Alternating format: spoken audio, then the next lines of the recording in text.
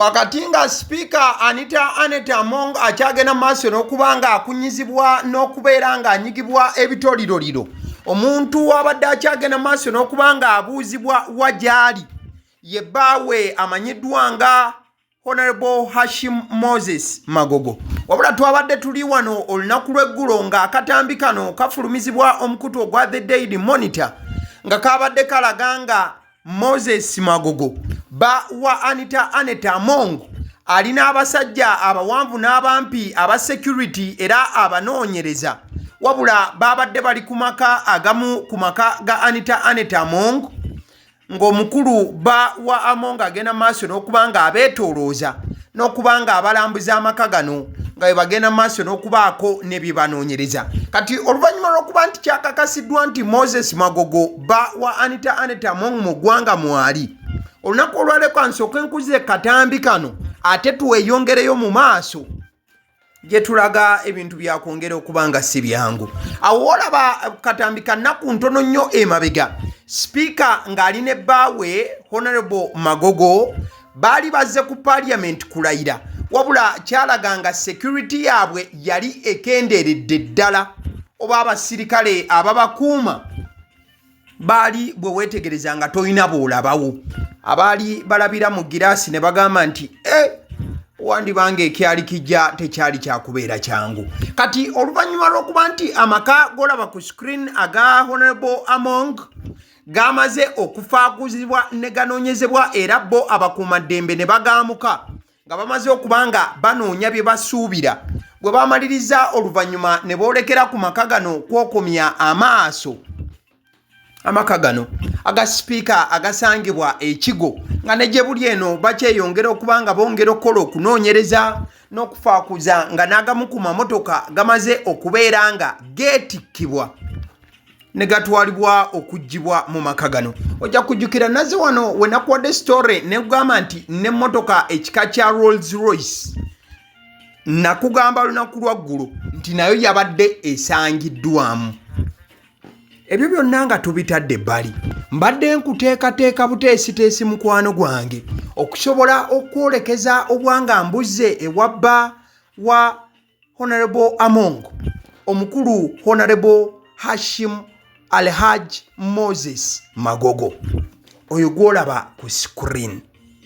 Wuliriza bulungi, olunaku lw'eggulo nazze wano ne nkugamba nti waabaddewo amawulire agaabadde gatambula mu byempulubujju nti abasajja abawanvu n'abampi baabadde bazibagajjalidde ne batambula oba ne bessa mu lugendo okugenda e Bukedya. E Bukedya Honorable Among gy'asibuka, wabula beeyawuddemu ebiwayi, abalala ne kigambibwa nti baabadde boolekedde Buyende. E Buyende Honorable Magogo bawa Among gy'asibuka. Kati ate era mukadde ke kamu information yabadde evuddeyo ngeraga nti amaka ga Honorable Magogo agasangibwa e Kawuku gabadde nago abasajja abawanvu n'abampi babadde batandise okubanga bagasemberera n'okubeera nti beeteekateeka okugeebulungulula. Tubadde tulyawo olunaku olwaleero ennaku z'omwezi 18 Maayi. Emboozi eno ngirikodinze akawungeezi essaawa 10. Tubadde tuyingira essaawa z'amalya g'ebyemisana, amawulire ne gatandika okuba nga gavaayo nti biri ebyabadde byogerebwa nti abasajja boolekedde e Buyende oba olugendo lwababeeredde bubeerezi luwanvu, abasajja abawanvu n'abampi. Olunaku olwaliro kitegeezebwa nti batandise okuba nga beesolesa n'okuba nga beebulungulula amaka ga Honorable Moses Magogo wali e Buyende.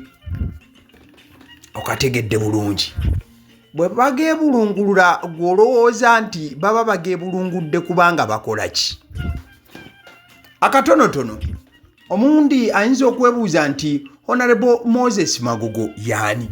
Okusookera ddala njagala okimanye nti ono takoma ku kyakubeera nti ye bba wa Honorable Anita Annette Among, wabula ye president w'omupiira mu ggwanga oba ye president w'ekibiina ekitwala omupiira mu ggwanga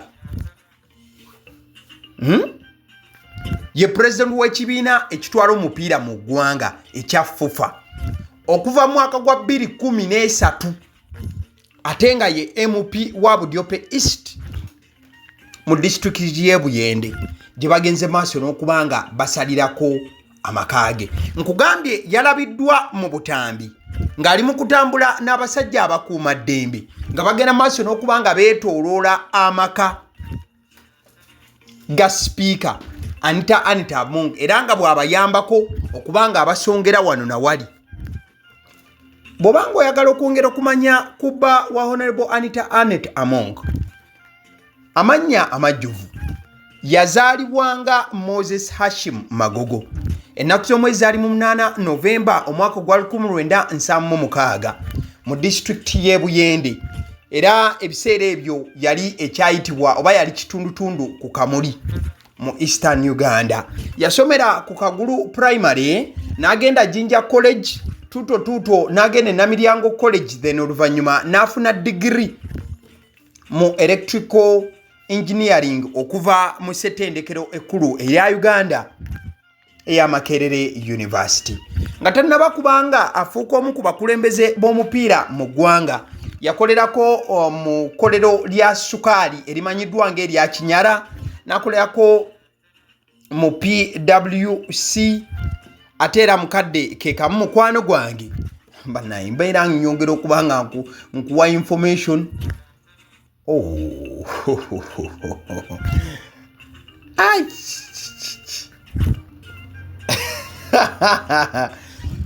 Ebintu si byakuseka, ebintu si byakusaaga naye kyolina omumanya ebintu si byangu n'akamu. Badde kuwa information wala naye ekintu kyendabye mukwano gwange. Bannange mutusabire ebintu si byangu n'akamu. Badde kugamba nti Honorable Hashim Moses Magogo yagendako wali Kinyala Sugar Works n'akolerawo n'akolera PWC ate era mu kaseera ke kamu n'akolerako ne UN ne Africa Development Bank. Yazannyako nno ne ku mupiira ebyaddala era nga yazannyira Kinyala Sugar wamu ne Mutundwe Lions mu line efaananako bwetyo. Ono nno yafuuka president wa FUFA mu 2013 n'addamu n'alondebwa mu 2017 n'addamu n'alondebwa mu 2021 ate mu mwaka gwa 2025 guno oguwedde we yabadde afuna ekisanja ekyokuna nga president wa FUFA. Ekisanja kino nga kyakumutwala paka 2029. Omukulu ono teyavuganyiziddwa, tewali muntu n'omu yagenze maaso na kubanga amwesimbako. Oba okategedde bulungi. Kigambibwa nti ebimu ku bikoleddwa mu by'omupiira byo waliwo ebirabwako wabula ate era mukadde ke kamu waliwo ebimuvunaanibwa n'okubeera nga bangi babyemulugunyako. Mu kaseera nga ye president wa FUFA Uganda Cranes egenze mu Africa Cup emirundi egiwera tiimu y'abakyala ewangudde ku bikopo nga biibyo ate era mukadde ke kamu aleese empaka ez'enjawulo ez'omupiira nga FUFA Drum Women's Super League ob'omupiira ogwo gw'abakyala ogw'ababinywera then ne TV emanyiddwa nga FUFA TV. Omukulu oyo ye yagikola. Kugambye ye MP wa Budyope East era nga n'omwezi guno ennaku ntono emabega nkulaze yabadde azze okulayira. Okategedde bulungi. Kugambye wabula bino byonna nga bigenda mu maaso. Information eri mu kutambula ey'okubeera nti amakaage e Buyende gagenze dda maaso n'okuba nti gasalwako abawanvu n'abampi wakati nga ne mukyala we Anita Among amakaage gonna ag'ebitundu ebyenjawulo gagenze maaso n'okuba nga gasalibwako. Kibuuzo ekikyali mu ddiiro essaawa zino kyekyokubeera nti oba naye anaakwatibwa n'agenda maaso n'okuba nga ateekebwako obunnyogoga singa wanaabaawoko ebinaaba bizuuliddwa mu layini y'okunoonyereza okugenda mu maaso. Kyolina okujjukira kiri kimu nti ono engeri gye kiri nti ye president wa FUFA singa akwatibwa okusinziira ku kitongole ekitwala omupiira mu nsi yonna ekya FIFA tekitera kukkiriza gavumenti kweyingiza mu nsonga za mupiira. Kati engeri gye kiri nti Uganda yeeteekateeka okukyaza empaka za AFCON singa omukulu ono akwatibwa ate wandibaawo okutya nti CAF eyinza okugaana okuleeta empaka ezo mu Uganda. Emmotoka eyo gy'olaba ayimiriddeko yamuweebwanga ekirabo mukyala we sipiika ku mazaalibwa ge, wabula muzimu ku mmotoka eziboyeddwa olunaku olwaleero. Bwe weetegereza emmotoka eyo eri ku kabangali etwaliddwa abakuumaddembe yandibanga ye Range Rover eyagenda maaso n'okuba nti eweebwa ono ng'ekirabo era ng'eyamuwa ekirabo ekyo si mulala ye mukyala we Honorable Among. Essaawa zino ebintu gwe byagendedde dda maaso okubeera nti bimubijjira ne se kubijjira yenna. Kati nno okwongera okubanga pressure zeeyongera okulinnya abawagizi ba Honorable Hashim Moses Magogo ba wa Speaker Anita Among, pressure we zitandise okubanga zongera okubanga zisituka zivudde ku kiwandiiko ekirala ekifulumiziddwa abadde Minister Honorable Baraam Bargahari, era ng'ekiwandiiko kino kyafulumiza ataddeko n'ekifaananyi kya General Muhoozi Kainerugaba. Mukwano gwange oba ng'oli muntu omwagazi wa Honorable Moses Magogo ba wa Speaker, fukamira ku bigere oba fukamira ku maviivi otandika okubanga okuuta essaala olw'ensonga ebintu byandibanga tebigenda kuwoomamu yadde tuli bakuva ku kulyako emisana tugende mu kusiiba mu layini efaananako bweti. Ebbankaluwa gy'olaba ewandiikiddwa ku screen eddakiika eno, Honorable Balaam agambye nti General Muhoozi Kainerugaba, thank you. The same group through FUFA and the National Council of Sports had placed Uganda shillings 290 billion, almost a quarter of a trillion shillings in the education and sports budget towards hidden AFCON expenses. We thank our mother, Mama Janet Museveni and Honorable Ogwang Ogwang for stopping that robbery in Parliament a few months ago. Imagine a country losing such an amount in just one ministry while other ministries remain underfunded and thieves walk away smartly with public money. Uganda deserves accountability and transparency. May the Lord protect our service members executing this mission. Ulira ebigambo ebiwandiikiddwa Honorable Baraam Bargahari asoose kubanga yeebaza General Muhoozi Kainerugaba n'amugamba nti weebale nnyo ky'oli mu kugenda maaso n'okubanga okola. N'amugamba nti akabinja ke kamu nga kayita mu FUFA. Jjukira FUFA yeebadde kulemberwa era yekyakulemberwa Moses Magogo ba wa Among. N'agamba nti akabinja ke kamu nga kayita mu FUFA n'ekitongole ekitwala ebyemizannyo mu ggwanga baali bakukusa obuwumbi 209 nga babutadde mu budget. Agamba nti obuwumbi 209 kumpi kwota ya trillion oba akase kalamba nga baziisa mu education and sports budget oba mu budget ya education and sports nga bazikwesekwese mbuzi n'ensimbi zaali zakutwalibwa ziteekebwe ku AFCON oba ezimu ku bigenda okuyamba mu kuteekateeka Africa Cup of Nations.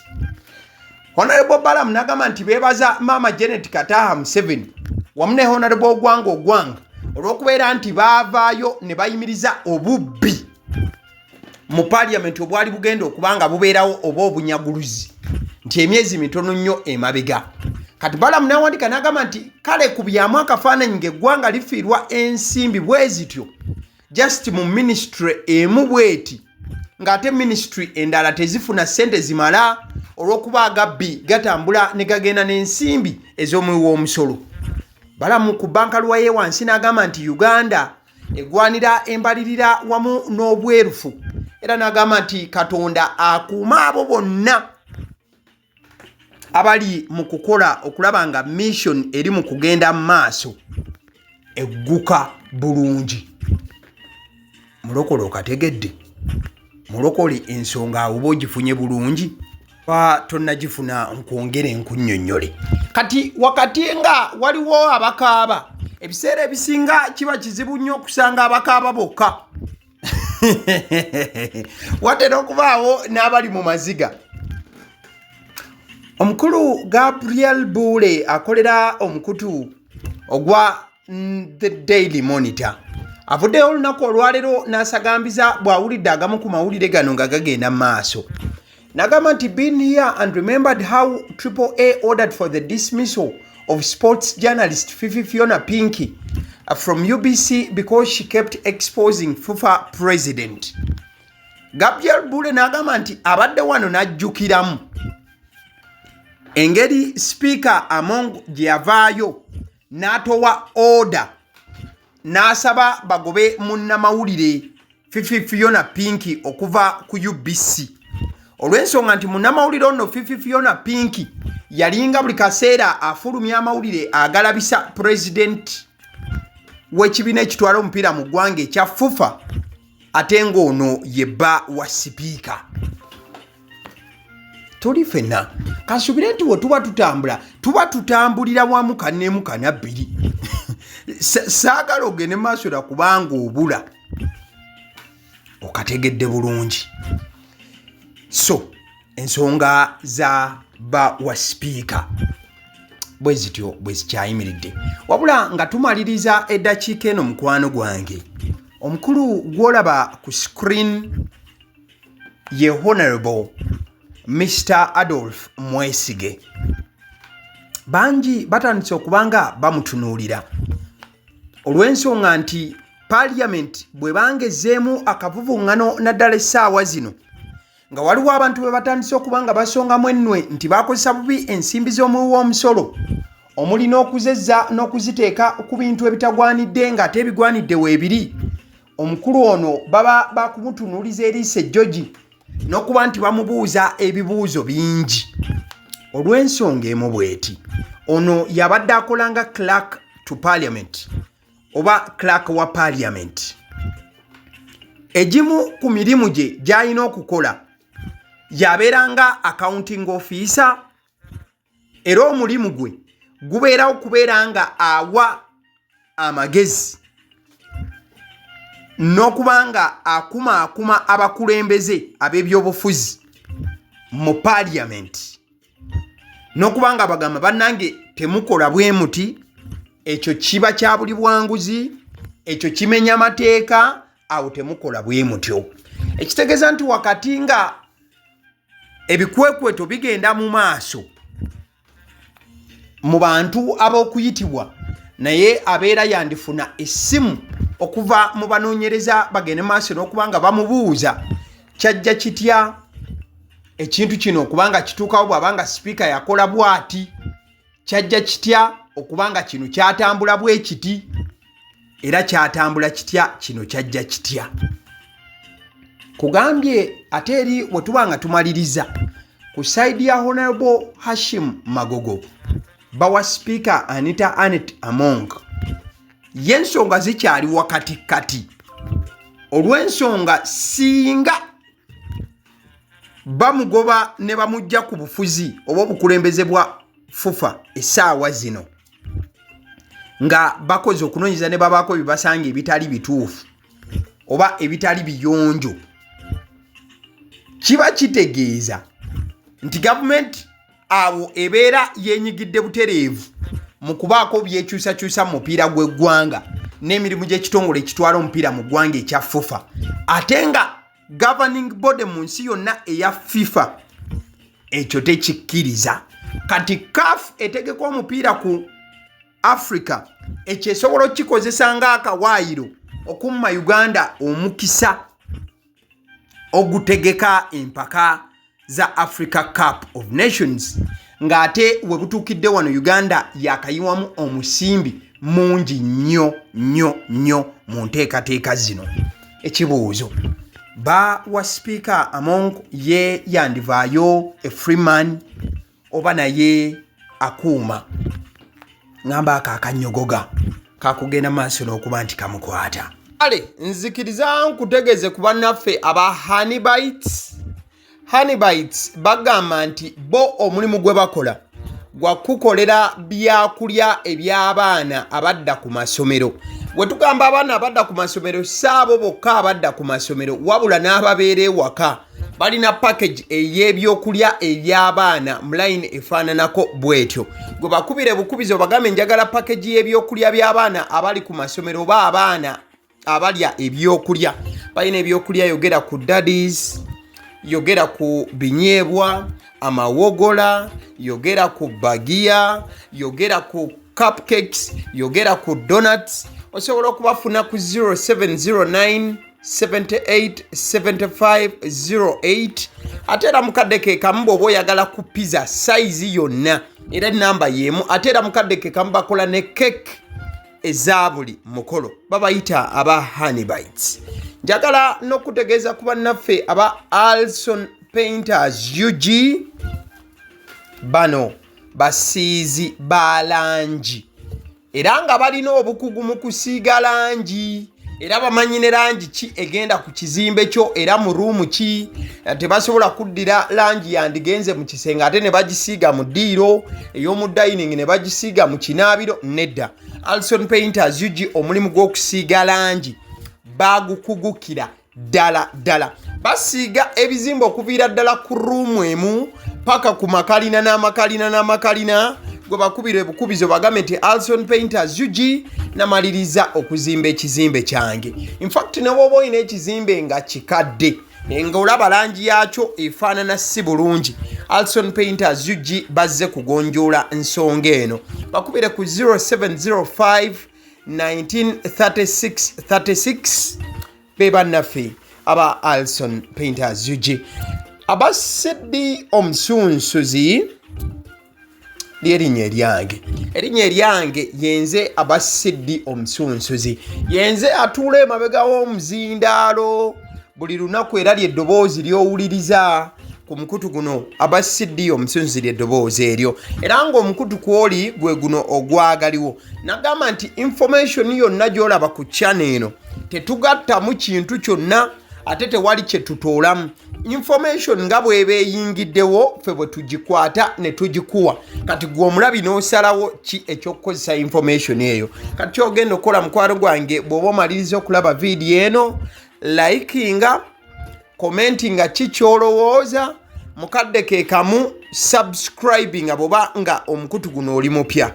Ate era mukadde ke kamu sharingira mikwano gyo girabe vidiyo eno ate ne videos endala ku mukutu guno. Agaliwo YouTube channel mwebale kutulaba.